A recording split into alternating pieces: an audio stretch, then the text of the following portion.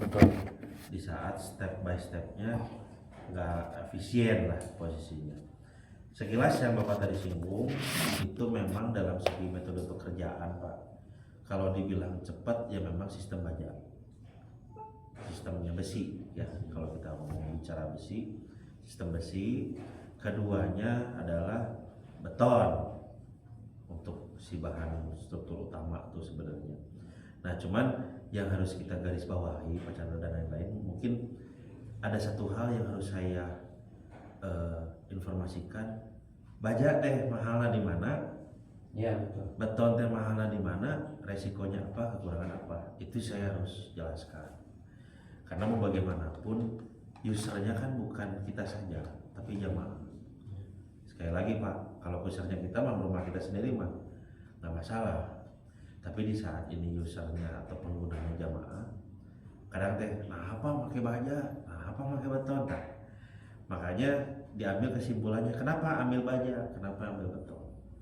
Nah jadi kalau boleh saya usulkan, memang peruntukan baja itu ada satu catatan Pak, yang dimana baja itu dananya harus siap posisinya.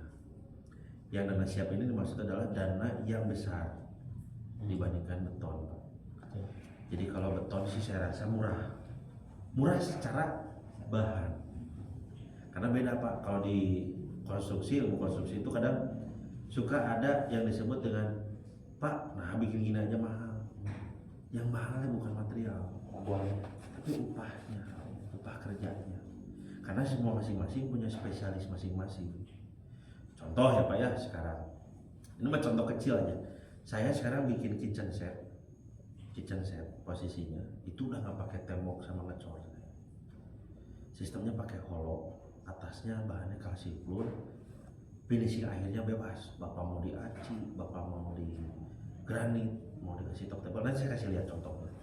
Itu salah satunya Pak. Nah tuh Pak, nggak bikin dari tembok biasa dinding gitu ya, pakai bata terus di atasnya dicor gitu kan posisinya gitu. Bisa, cuman upahnya jauh lebih besar kalau saya lihat. Belum ngerakit besi posisinya, belum ngebekistingan, belum lagi nunggu kering corana 3 hari minimal. Pertanyaannya 3 hari tukang kosong kan itu waduh buat saya uang gitu buat saya. Jadi saya lebih baik beli bahan mahal tapi upahnya yang murah. Kenapa? Di saat bahannya mahal dan efisien berarti ada upah kerja yang dipotong Pak. Ari bahan mah udah pasti kelihatan bentuknya. Bapak misal kusen aluminium, Bapak beli bahan ada bentuknya. Ari upah mah Pak nggak tahu kita kemana itu uangnya, udah nggak jadi bentuk. Orientasinya gitu. Jadi sekarang mah kalau dilihat dari segi baja secara finansial minimal ada pondasinya dulu, pondasi dananya dulu. Siap nggak nih? Karena apa? Satu Pak ya, apalagi di zaman sekarang ya. Sekarang mah harga 10.000 misalnya, dan besok lagi teh harga bisa 15.000 Pak. Artinya beli bahan teh nggak bisa nyicil Pak kalau banyak. Karena bener per kilonya teh bener-bener per hari itu pasti ada perbedaan. Walaupun kalau misalnya kita nggak ada langganan tukang besi, kalau ada langganan tukang besi Bapak bisa kunci. Saya pokoknya prediksi bulan ini sampai bulan ini harganya tetap. Apa jaminannya? Wajib Bapak ke situ beli mau berapapun, tapi dengan periode per 3 bulan misalnya. Karena setelah 3 bulan, 2 bulan, waduh itu besi itu benar-benar kerasa banget saya kalau di konstruksi. Satu, keduanya akses. Ini berpengaruh Pak terhadap nanti pakaian baja ya. Kalau baja bentang lebar itu 12 meter saya yakin masih bisa baja WF itu biasanya. Atau misalnya kita bikin bajanya dibikin 2 Pak, sebutannya honeycomb. Jadi kalau dilihat Pak bajanya paralong Pak, tapi lebar posisi tingginya itu bisa. Nah itu balik lagi, kalau misalnya udah beli jadi 12 meter, masuk nggak akses ini? Menuju toko ke sini teh masuk nggak aksesnya? Itu juga harus dipikirkan. Segelondongnya kayak 12 meternya? Iya, segelondong, sebatang. Itu bisa. Saya kemarin order 8 meter. Resikonya apa Pak? Nggak bisa masuk komplek Pak. digotong sama pekerja saya 8 meter. Satu, kedua jalan tonase hancur nggak nih selama ini ngebangun jalan? Nah, itu juga risiko Pak. Solusinya apa? Direcah per 4 meter. Ya. Bisa kan harus simetris. Betul sih, bisa. Oh, bisa. Karena di sini bisa dibuat. Oh, Lahannya Bapak ada. Yang berabe itu kalau lahan nggak ada buat produksi baja di lapangan, itu berabe Pak. Tapi itu pengaruh ke kualitasnya kalau direcah itu. Oh nggak ada Pak. Sistem baut kan? Sistem baut semuanya. Nanti saya kasih lihat bangunan yang sekarang lagi saya bangun ini full baja, ruang gym 2 lantai. Nah ini yang harus dipahami dulu ya Pak, perihal baja. Itu saya masuk perumahannya Pak, nggak bisa 8 meter, padahal jalannya gede. Alasannya apa? Pak, itu depan ada jembatan. Oh iya, betul. Tonasenya nggak bisa masuk Pak. Digotong Pak dari sini sampai ke Indomaret sama 4 orang 8 meter. Diangkut di Panggul. Pak udahlah saya bilang, saya kasih uang keamanan, bantu saya lah. Saya bilang nggak bisa Pak. Nah sekali lagi Pak, kalau perihal ini warga udah setuju, akses mana untuk area membangun ditentukan lah maksudnya. Aksesnya dari sini misalnya. Wayana Pak, harus ada pos risiko kerusakan. aman tuh Pak. RT ini. Nah itu yang harus dipertimbangkan ya Pak ya. Masalah RT. Jadi itu yang wajib dipertimbangkan sebenarnya untuk baja. Nah ada kompleksnya lagi Pak, setelah ini baja udah datang nih, semua material udah datang misalnya. Masa pengerjaan, nah ini juga sama. Kan kita wajib Pak harus pakai katrol kalau naikin ke atas posisinya. Artinya wajib yang namanya titik pondasi benar. Ini kejadian Pak, saya di proyek Pasar Ciwastra, Pasar Cijerah, ada masjid namanya Alfitroh. Besar itu Alfitroh tadi Cijerah, pas bisa pasar. Itu saya renov di situ, disubkan pekerjaan struktur WF-nya semua. Saya bilang, saya tanya, yang kerjaan sipil pondasinya siapa? Ada lagi Pak warga. Oke, panggil. Sipilnya panggil saya. Sok bikin sikuan bangunan dulu, jangan jauh-jauh. Ibaratnya kalau bangunan Pak ya, ini lahan Bapak nih, misalnya ya, bangunan di sini, kan kita teh wajib ngeboplang Pak. Iya. Ya, ngebenchmark titik acuan bangunan itu mau kemana nih? Ya. Wayana kita teh harus nyikuin dulu nih si bangunan Pak. Kalau nggak gini, ini bisa di sini, sikuan nanti teh posisinya. Nah jadi langkah pertama nanti wajib diboplang ulang. Diboplang ulang tuh diukur Pak, titik pusatnya acuannya di mana, sikuannya. Ini langkah untuk teknis pengerjaan. Pondasi, nah ini Pak kelemahannya si bagian WF tuh ya. 1 mili itu berarti 1 meter Pak kalau di baja WF. Iya. Ini apa dampak Selisihnya. Ya, misalnya dari sana udah ini mah Pak udah nyiku, ini mah yakin, nyiku yakin 100%. Pas baja naik Pak, semua terlihat. Pak bingkang Pak, ke kiri aja. Seberapa senti? 4 senti. Waduh. Biasanya gimana itu Pak? Pakai malte biasanya? Gini, yang lebih bagus pakai total station, pakai Teladoid, sistemnya laser. Iya, kayak laser gitu. Ya dipastok, tapi modelnya di keker ya, ada kayak trip. Memang begitu? Ya. Bukan mau besi lurus? Enggak. Nah cara konvensionalnya, Dan benang lain. cara konvensional bisa pakai benang bisa. Pakai benang bisa. Cuman ya tadi saya bilang kesimetrisannya patut dikonfirmasi. Wajib itu mah saya mah biasanya. Jadi sebelum masuk ke pondasi saya bawa pelang biasanya Pak. Pak, hari bawa pelang teh di luar bangunan, di dalam bangunan. Ya semua. Semua Pak. Nanti mah ada kemungkinan ini saya gali buat bawa pelang di dalam ruangan ini. Biar presisiin sama di area luar posisinya. Bisa nggak Pak? Bisa. Itu kalau buat pondasi yang benar. Nah, artinya Pak, pada tahap awal pondasi teh harus sudah benar dulu. Iya. Awalnya. Salah satu kolom kesana ngajiku, kesini ngajiku. Ngaruhnya kemana Pak? Oh banyak Pak. Satu. gak nyiku. Satu, kalau granit gak nyiku Pak, kebetulan granit gak bisa dihitung dengan pas. Kan itu nyiku, kan itu nyiku. Gak bisa tuh posisinya. Uang beda, Uang Pak akhirnya. Ini yang harus kita dasari ya Pak ya posisinya. Itu baru keramik Pak, belum apa lagi misalnya. Ngaruh Pak ke jumlah sak. Granit berubah, jumlah sak berubah. Kemana ngaruhnya? Jumlah jamaah yang tertampung. Itu salah satu. Belum itu aja Pak, belum selesai. Pondasi udah, titik pondasi sudah misalnya. Ada yang lebih berpengaruh dari itu, arah kiblat Pak. Itu harus ditentukan sebelum pondasi mulai. Arah kiblat kita itu kemana? Ya. Apakah pondasi bangunan akan menyesuaikan kiblat?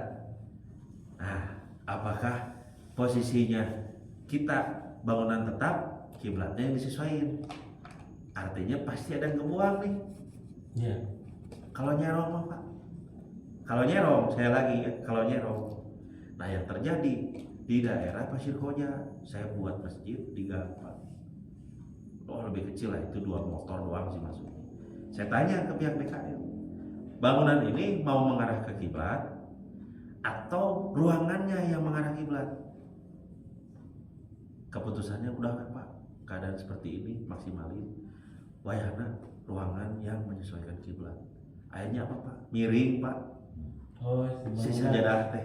Sejadahnya. Miring. Kebuang di mana? Sudut. Kebuang posisinya. Masuk barisan. Masuk barisan, nggak bisa masuk barisan. Plus sholat nggak enak. Ruangan nang otak. Asa gua Iya nyerong. Nah, Berarti bangunan aja yang ikut kiblat mah ya? ya biasanya ya Pak. Tetapkan ya bangunan. Betul bacana. Biasanya gitu. Oh. Tapi yang lahannya memungkinkan. Sekarang kalau misalnya kita ngarahin bangunannya ikut kiblat, pasti kebuang area luar, ada yang kebuang. Itu konsekuensinya. Konsekuensinya itu. Betul. Tapi bagi saya Pak, kita sholat enak. Enak sholat enak. Iya. Kita benar-benar langsung gitu ke arah kiblat tanpa memperhatikan si karpet ya. Karena itu nggak enak banget posisinya di saat sholat seperti itu. Iya. Pasti ada kebuang. Nah itu salah satunya Pak. Jadi tahapan yang paling benarnya kita fikskan dulu bangunan secara titik pondasi. Keduanya atasnya mau apa, struktur bangunannya, apakah beton, apakah baja tadi yang saya bilang. Nah tadi saya beri sedikit baja ya guys. Sekarang beton Pak.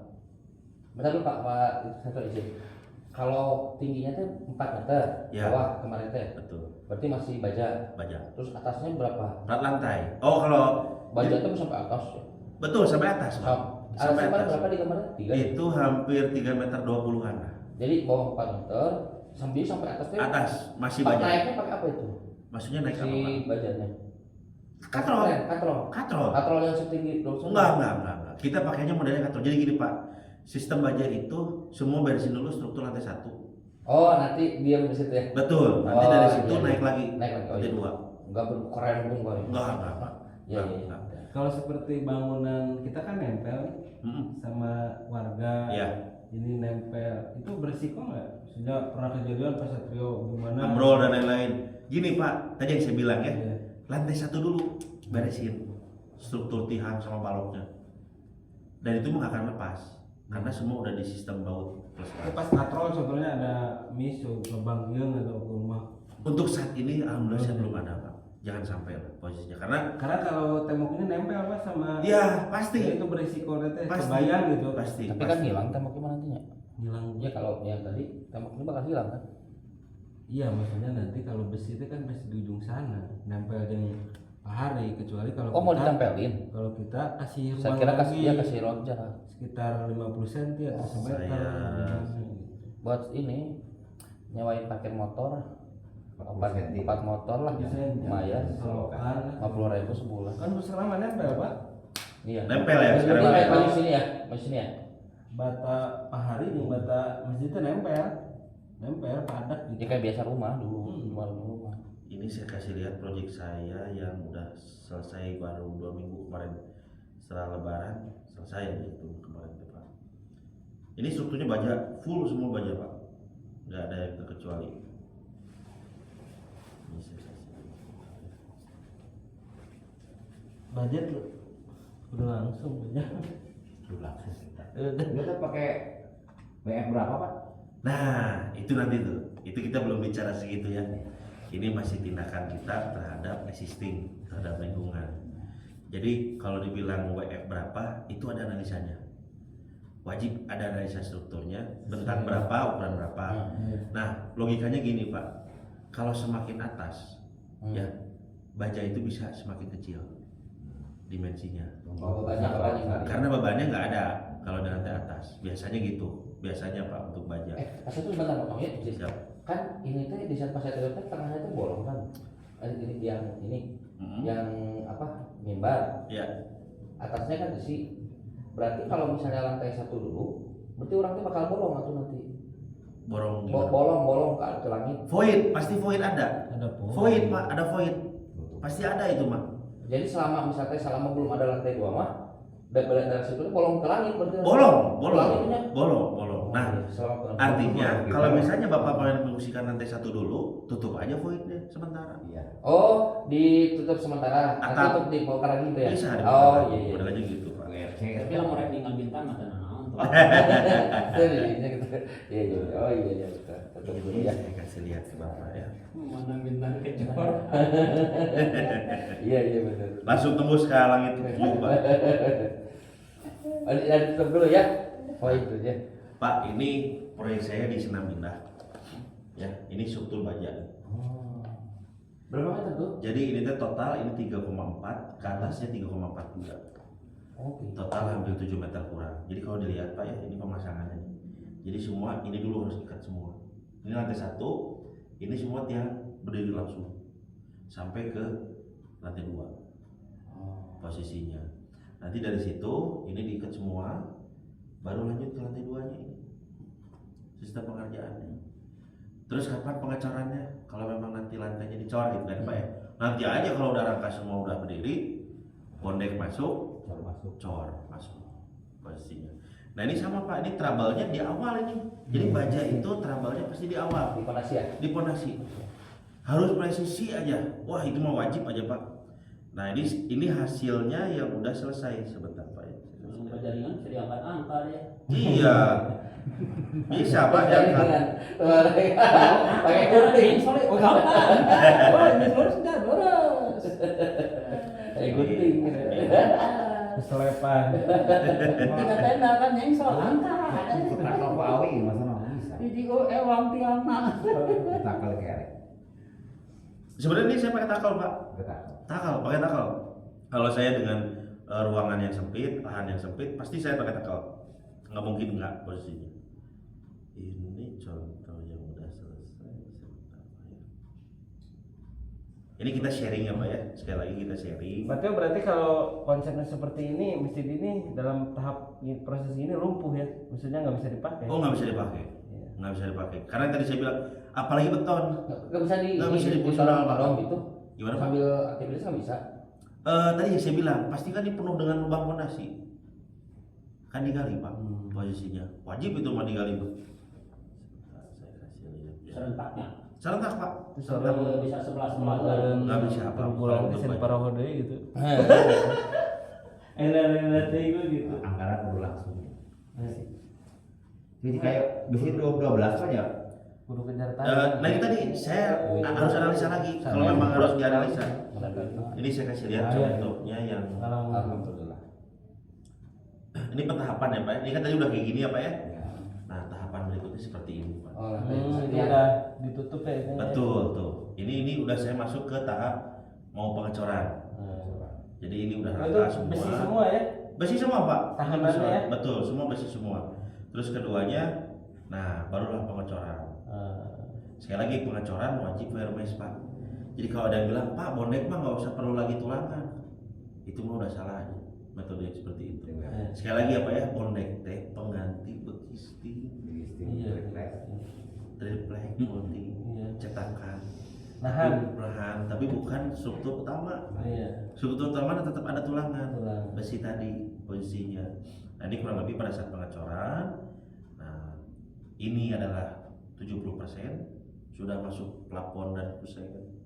Oh, di mana nanti ya? Nanti Pak, itu mah jauh lah. Bisa cepat Pak ya. Cepat. Cepat banget. Kemana duit apa? Cepat banget. Manuin sih. Langsung aduh ada. Terakhir ini jadinya Pak. Oh, mantap. Ini ruang gym, lantai 1 buat gym, lantai 2-nya buat senam. Rumah tinggal ini Pak. Ini proses pengerjaan berapa lama? 3 bulan. Ukuran berapa ke berapa? Ini teh 4 ke 15. 4 ke 15. Berapa biaya dana jadi segini teh? Saya hitung kemarin habis 500 juta Total. total. 4 ke 15. 4 15 1 juta SHM lu setengah. Lu bisa emang. Channel harga busi makanya tadi. Tapi di sisi lain ini udah all in ya Pak ya, udah sama interior. Oh, itu. Iya, 500 teh. Udah semua. Itu terima kunci. Ya, terima kunci. Oh, iya. Udah sama kusen, udah sama jendela dan lain-lain lah, udah sama. Itu ngangkat cincimna tuh. Wah. Berat. Jadi ini spek Pak, atapnya saya pakai UPVC. Speknya. Jadi saya kalau dibilang saya pro Prabowo genteng saya. Tidak ya. Saya tidak, Pak. Tidak pro. Karena bagi saya itu satu ya Pak Satrio balik ke yang tadi. Kalau dari desain Pak Satrio ada nggak ya sipilnya hitungannya gitu berapa ya? Dengan Sipil. si ini anggaran. sipil anggaran atau sipil hitungan. anggaran. Oh, oke. Jadi gini Pak, ini harus ditentukan apa dulu strukturnya sekali lagi Nah nih. ini gini Pak, ya sekarang kita kalau kita kan ini kita sepakai sekarang maupun ada Pak Satrio. Jadi Nah, udah ngomongin biaya. jadi maksud saya begini, semua konsekuensi ke depan itu kan harus diambil ya, itu jangan sampai nanti ayeuna orang mau A di Ya. tengah jalan kita beda dari gitu. Betul. Tapi kalau orang harus sepakat mah apapun di tengah jalan minum kurang apalah gitu ya. Ya, Nah betul. ini satu nih no kamari jadi kita harus kita putuskan karena berhubungan dengan dana dan proses. Ayat 2 objektif pertama adalah ini teh kalau bisa terus jalan proses apa aktivitasnya masjid terus jalan tanpa menutup kalau di stop juga gimana gitu ya maksudnya gitu. Yang kedua adalah proses pendanaan kita. Kita teh bukan orang bukan yang ada dana cash, nggak ada Pak susah. Rencananya memang kita dipandingkan Iya, gitu. iya. Nah kalau misalnya dengan posisi besi apa tadi WF dan posisi cor, kira-kira yang paling layak lah, reliable lah, yang bisa kita Dengan jangkau dan kondisi kita ini harus kita tetapkan sekarang dengan konsultan Pak Satrio Ya. seperti itu. Gitu. Nah setelah kita putuskan apapun lah, dari saya mah dengar tidak, mau orang siap dengan konsekuensi WF. Contoh aja misalnya orang ambil WF, terus ternyata di tengah jalan orang nggak ada duit dengan keterhambatannya dan seterusnya, kita harus siap dengan itu. Ya, betul. Begitupun kan coran, ya bukan berarti coran orang yang duit kan itu, kita harus siap itu. Nah, ayo orang putuskan ayeuna. Karena Pak kemarin kan seperti para tadi kutip, kemarin kita coba ngitung-hitung dikit, bukan untuk cakar ayamnya padatnya, tapi untuk fondasinya, hitung-hitung berdasarkan asumsi kita. Dulu kan kita pernah cor di jalan di ini di namanya adi apa anu adi KF ada yang coralnya adi mix. Nah jadi kita hitung itu, nah dapatlah angka 1 juta per fondasi, bukan lainnya fondasinya dengan ukuran berapa kamar padatnya plus minus lah nanti bisa dini dapatlah kamar 26 juta. Nah dari 26 juta itu teh harapannya kita bisa membuat fondasinya dulu. Ya, Gitu. betul. Tapi itu Pak untuk cakar ayamnya, untuk besinya kita belum ada gambaran apa-apa. Belum ada. Jadi kalau besok rusak kita berubah, selanjutnya kita kudu nyari duit buat Besi. cakar ayamnya ya dan selanjutnya. Maksudnya gitu. Yang hitungan 1 juta itu apa?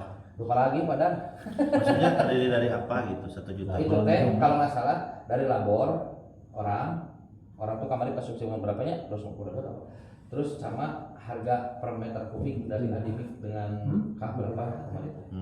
Ukurannya teh kalau nggak salah 80 berapa kamar itu? Jadi hanya berupa material coran, belum sama besi. Sama bersih kalau nggak salah kemarin pada Tuh itu iraha. di situ juga pada Tuh kamar-kamar tuh itu. Tuh bahulah tuh. nya baheula Malah itu kan kita berpikir untuk apa ya? Sistem Pak Satrio atau ukuran itu sorangan. minimalisir kan? Nyecornya. Soalnya kalau untuk masalah kan gede, hampir 3 juta kalau nggak salah. Iya, iya. Apanya? betul. Buka apanya? Apanya si biaya satu tihan? Bukan Iya, tihan, pondasinya. Fondasi. Iya, maksudnya. maksudnya bikin cakar ayam untuk satu tihan. Per tihan itu berarti per Bukan cakar ayam. tiang ini pondasinya, yang bawahnya Iya. doang. Nah, bawahnya doang. Iya, cakar Gali. ayam buat tihannya. Apa? Gali. Hmm. Nah, ya gambar punya. Gali, besi, corak, estimasi dulu.